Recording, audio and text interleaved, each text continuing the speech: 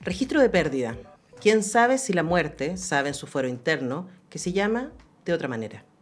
Inger Christensen. También podría ser una manera de registro esta voz. Una registra, una habla. Una sabe tan pocas cosas, pero le diré algo. Hoy me muero. Hasta que suceda permaneceré así quieta. Nada de escándalos ni lloriqueos. No sería la primera vez que me pasa. Ya viví esto antes. Cuando la otra parte de mí, la derrotista, lo hizo. Fue imposible evitarlo. Sucedió y desapareció. Es el estado de permanente sustracción que se vive últimamente. Cosa de mirarme nada más. Soy la fracción que todavía no se muere. La mitad freak que decidió permanecer así, quieta. Quieta y sin mitad. Ah, esa fugitiva. La llamé con palabras que aprietan las mandíbulas y recorren la espina dorsal. La busqué con mis fosas nasales hasta que la mucosa olfativa ardió. Solo pude aceptar la derrota cuando comprendí que una parte se rinde no por causa de los demás, sino por reparo de sí misma. Me convertí en su mímesis y ahora soy su redentora. Libertad a los no unitarios compactos. Así parte que es uno de este grupo de sorprendentes cuentos que reúne este libro Principio de Incerteza, editado por Pez Espiral y escrito por la escritora y traductora María Mazzocchi, que nos acompaña acá en el estudio. ¿Cómo estás, María? Muy bien, muchas gracias, Antonella. Gracias por invitarme. Bueno, tú estás ahí como una pata en Argentina, una pata en Santiago, instalada en Buenos Aires, y nosotros, por supuesto, se sentó aquí María y yo empecé, ¿cómo están? son tiempos de mucha incerteza. Sí, son tiempos difíciles, son tiempos que hay que estar como atento y tratando de salir a las calles lo más que se pueda, los que están allá, ahí cuando vuelva, a las movilizaciones también, y ver qué es lo que está pasando. Es como la historia que se va repitiendo. Me acuerdo de mi abuela, que es argentina también, y bueno, mi familia, como que me recuerda mucho a la época de Menem. Hay cosas como que te saben. Mi abuela contaba los australes cuando yo era chica. O sea, como que igual ha sido... Viví con mis primos la crisis del 2001 también, así que bueno. Sí, claro, uno tiene la impresión de que Argentina siempre está en crisis, pero al mismo tiempo, y como yo te contaba habiendo vivido allá, uno piensa, la crisis como parte del ser argentino, claro, pero al mismo tiempo también una manera de evadir a las crisis o cohabitarlas tiene que ver con el lugar central que tiene la cultura. Y que tiene la escritura, la lectura. A mí me impactó siempre en Buenos Aires la cantidad de oferta cultural para ver espectáculos de altísimo nivel. También la vida de parque, la vida de librería, la vida de café. Y antes de partir por el principio de incerteza, y vas a ver cómo encuentro la manera de volver a esto, ¿tú sientes que todo eso está en riesgo en este momento? Yo siento que sí. Porque lo que pasa es que las personas piensan que eso viene dado, como que no se puede perder. Yo quizás soy muy pesimista, pero yo pienso que sí se puede perder. De hecho, Chile tuvo educación gratis y la perdió. Entonces, es lo que yo trato de decirle a mis medio compatriotas argentinos, que hay que defender, no hay que dar el brazo a torcer.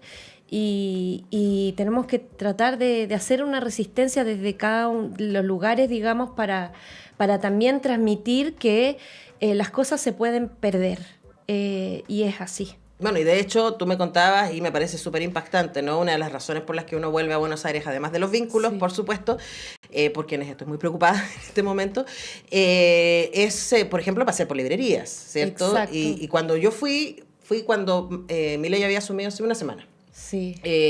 Y todavía, y en ese momento, pero fue muy impactante, ese día, sí, el peso argentino y el peso chileno estaban a 1-1, ese día, porque eso duró 2 días y después ya cambió. Claro. Y claro, las librerías en Argentina son un espacio fundamental para la vida, para el quehacer, la compra de libros, la lectura de libros, y me estás diciendo que a ti te pasó con tus socios que tuvieron que cerrar, claro, su librería, y otras muchas han cerrado en Otras muchas, porque las personas obviamente empiezan a reservar, empiezan a tener que ahorrar o ver ahí la manera de cómo llegar a fin de mes con los mismos sueldos, y el libro, la cultura siempre pasa, ¿cierto?, a ver qué ocurrirá después, y claro, y así en los meses, porque esto no es solamente ya que salió la incertidumbre que se generaba después de cada debate, que él decía que había que ir a comprar dólares, entonces todo eso fue como frenando mucho también la capacidad de las personas y la confianza de ir a comprar sus libros, que desde siempre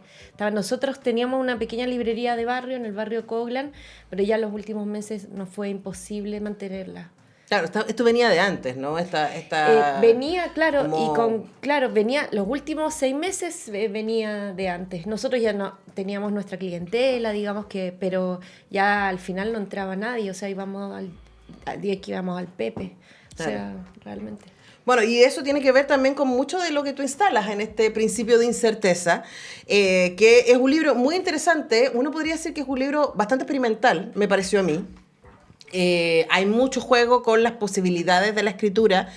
Por experimental no crean que es un libro difícil de leer y raro. Claro. Es raro, pero me parece que en un buen sentido, porque hay mucha conciencia de la escritura. De hecho, el cuento que da nombre, o sería una novela corta, ¿no? En otra editorial, te diría, ¿no? Sí. Porque es la mitad del libro, ¿no? Sí, son 70 páginas más o menos del último cuento. Es los divagares de un escritor, que además arregla ascensores, que está ahí pensando respecto al lugar de la escritura, qué puede, no puede decir, cuánto puede contar, etcétera. Por dar un ejemplo, hay otro que a mí me encantó, que es un cuento, una especie como de ciencia ficción neofuturista, bastante pesimista, en donde está todo el tiempo las notas al pie, son las discusiones entre quien narra, quien escribe, quien edita, y ahí entre ellos se agarran del moño las notas al pie mientras te van contando la historia. Y que el pobre que lee mirando.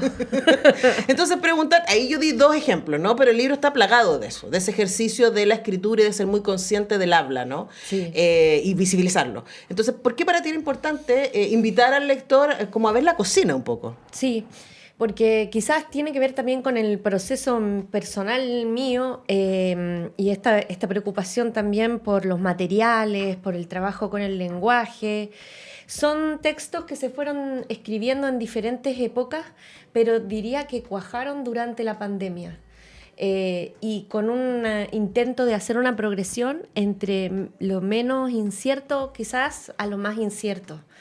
Y hasta llegar, digamos, a tratar con humor, por supuesto, de tocar el tema del principio de incerteza o de incertidumbre de Heisenberg. Claro. Entonces, donde... De Heisenberg, aquí claro. Se hace el físico, no el Breaking Bad. Cuántico, claro que aclara.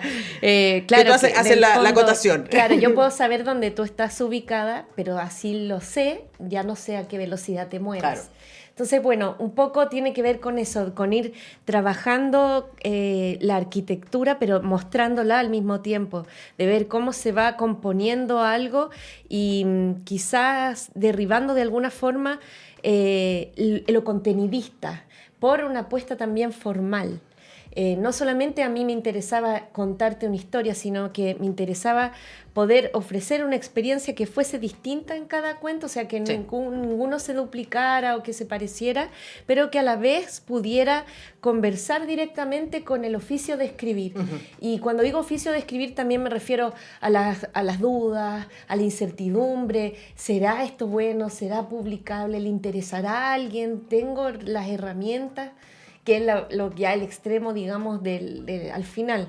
Pero ya en el que el cuerpo celestial, que es esta distopía, también está todo el tiempo hablando de un canon, ¿cierto?, que va a caer en algún momento, que se ve en peligro, digamos, con la voz de quien escribe, y está quien narra, que se empieza a introducir de a poco a la historia hasta que, bueno, lo termina como termina. Claro, además termina muy gracioso, porque termina la historia y el personaje claro. se va, digamos. Sí. Pero luego ahí lo que vemos es como un chat entre quien escribe sí. y quien narra y sí. se enojan. Claro, porque podría ser visto también como la tradición escrita versus la tradición oral.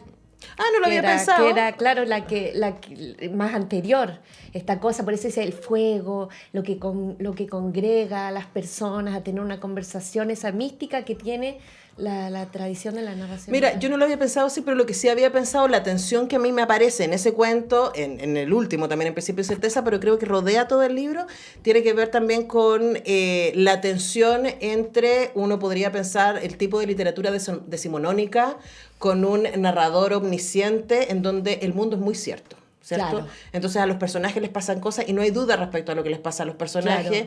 Claro. Y uno mira esto como desde un plano general, ¿cierto? Y puede emocionarse en muchos casos, ¿cierto? Estoy pensando gran literatura decimonónica, en donde las dudas están al interior del personaje, pero no en la historia misma. No. Entonces uno puede pensar Dostoyevsky o Tolstoy o Jane Austen, estoy pensando cosas súper populares, sí. pero en donde no hay duda respecto Sí. a lo que se está representando, Sí. porque está muy claro, ¿no? Y Claro. uno no tiene, oye, pero ¿habrá pasado esto? Y aquí uno está todo el rato diciendo, bueno, pero esto me escribieron cosas y me dejaron otras cosas afuera. Claro.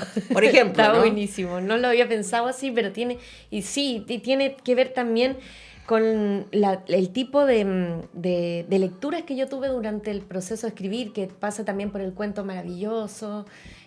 También leí los grandes relatos antiguos. Y eso siento yo como que me abrió un escenario amplio para empezar a atreverme, esta cosa de coraje que se repite sobre todo en el último cuento, tiene que ver con eso, con también ese proceso personal, de ponerlo ahí, de abrirlo, de exponerse también. Claro, y eso puede ser un poco incómodo para el lector, lectora.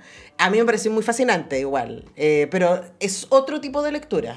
No es como que uno se monta, pensaba eso, ¿no? En la literatura más clásica uno se monta la narración y se deja llevar por la acción, Claro. ¿cierto? Por lo que les pasa a los personajes o por cómo se describe lo que sienten los personajes dependiendo del tipo de Claro. novela o cuento que sea. En cambio acá hay eso, sin duda, pero también hay mucho espacio para lo que está escrito. Claro, y esa, digamos, como la fuerza, cierta potencia que trabajé y que vengo trabajando hace un tiempo es el humor. Me interesa mucho trabajar el humor. Siempre estoy leyendo cosas, por ejemplo, ya desde Beauvoir y Pécuchet, de Flaubert en adelante. Siempre estoy tratando de ver cómo se componen. Por ejemplo, o Kafka incluso cuando presenta algo y lo bota enseguida, y ese efecto o la sorpresa entre los personajes que hace que se te transmita perplejidad y a la vez risa. Como que voy viendo las cosas que a mí me van causando risa y trato de como de anotar, de entender cómo se armó este pequeño artilugio para causar la risa, digamos. Ahora, esa risa igual es una risa absurda, Sí, digamos. sí. Es como, estoy pensando, un cuento que a mí me gustó mucho y que es muy como Rashomon, diríamos, ¿no? Son estos dos parejas que están cruzadas y que nosotros, cada uno tiene un habla.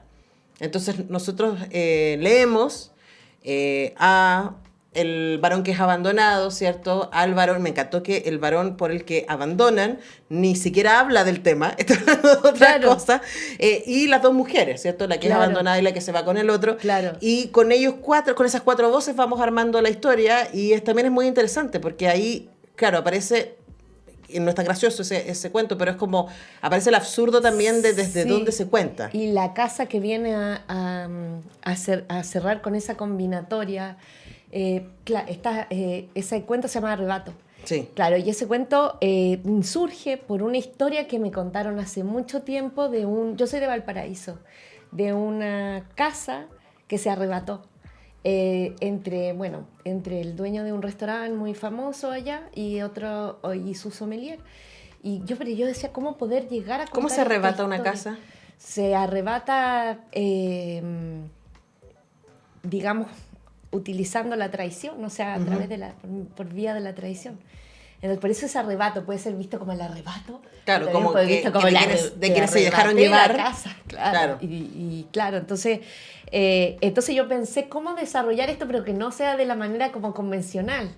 Entonces desarrollé estas 5 voces que van hablando, pero desde su perspectiva, como que casi que no combinaran, sino que el lector, una vez que lo leyera, pudiera armar y haber dicho, pero bueno, ¿qué pasó acá?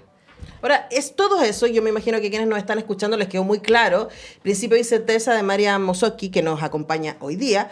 Tiene entonces la esperanza, me imagino, de que el lector, lectora, sea muy activo en esto, ¿cierto? Sí. Porque aquí uno no se monta en la historia, uno tiene que estar trabajándola, diríamos. Claro, ¿no? que puede ser que porque a mí también me gusta leer así. A mí, bueno, me gusta leer de todo, pero particularmente los libros que que buscan establecer algún tipo de vínculo con su lector en el cual se puedan ir sacando deducciones, porque en el leer está esto tan lindo, una de las mayores retribuciones, diría, que es el poder anticipar. Sobre todo si es un cuento, el lector siempre va a querer ir anticipándose a lo que va a pasar. Entonces me gusta ir jugando un poco con eso, y para eso hay que revisar mucho los caminos de deducción posible, de la lógica, para que no sea algo idiota que, ya sí, era obvio. Bueno, Agatha Christie, ¿no? Yo creo que probablemente es la maestra en eso, porque igual a mí me encanta Agatha Christie, y uno dice, sí, pero no lo vi venir. Claro. Porque claro, luego la autora tiene información que uno no sabe. Claro, pero... Y que Poirot puede ver. Claro, ¿no? claro. Pero claro, y ahí también eso lo que tú mencionas, es una delgada línea, porque también ahí está el escritor traicionero, tramposo, pues, sí, claro, claro, pero eso ya no es jugar tan limpio. Claro, bueno, miren, no es tramposa María Mazzocchi en este libro, Principio de Incerteza, que está editado por Libros del Pez Espiral, que tienen realmente una hermosa cuartería, hacen muy buen trabajo, y que mañana tienen un encuentro llamado Lecturas Espirales, 9 de enero a las 19 horas en el Centro Cultural La Moneda. La entrada es absolutamente liberada, y va a haber 4 autores y autoras: María Mazzocchi, Begoña Ugalde, Daniela Catrileo y Flavia Radrigán, que tiene el librito nuevo. Sí. Y además va a haber una performance sonora a cargo de Gonzalo Enríquez, Amanda Irarrázaval, Tomás Gubins y Mika Persdotter. Cuéntanos qué va a estar pasando. Claro, lo que pasa es que la editorial hace un tiempo atrás que viene ofreciendo espacios gratuitos para poder establecer un contacto con la comunidad a partir de la lectura, el arte, y armar estos, ya que estamos en una época de tanto hibridaje, con la música, y la verdad que es una serie ya que viene hace un tiempo y ha sido hermoso porque las personas se acercan, comparten un vino, hay música, conversan con los escritores, con los músicos, entonces es algo ¿Tú vas a estar distinto. leyendo parte de eso? Sí, se va a leer, después y hay música, hay conversación, hay vinito, hay traguito, hay de todo. Es una gran oportunidad. Es muy lindo, además, porque en el Centro Cultural de La Moneda. Exactamente, así que ahí tienen la posibilidad de acercarse al Centro Cultural La Moneda, entre Metro La Moneda, Metro Universidad de Chile. Adivinen dónde está, en La Moneda misma. Claro. En el menos uno, ahí están. Pueden entonces encontrarse con María, con Begoña Ugalde, Daniela Catrileo y Flavia Radrigán, además puras mujeres. Sí. Que van a estar leyendo, y además Sí. esta performance sonora. Esto es a partir de las 19 horas en el Centro Cultural La Moneda. Muchas gracias, María, por venir. Muchas gracias, Antonella. De verdad lo pasé muy bien. Un placer conversar contigo y un placer leerte también. Es desafiante, pero es muy, muy entretenido. Un libro raro, y a uno que lee tanto, de verdad, le hace bien de repente decir, uy, esto es distinto. Esto es muy distinto. Y está muy interesante, así que Principio de Incerteza de María Mazzocchi lo pueden conseguir vía Libros del Pez Espiral. Y con ese estupendo dato tengo que ir despidiendo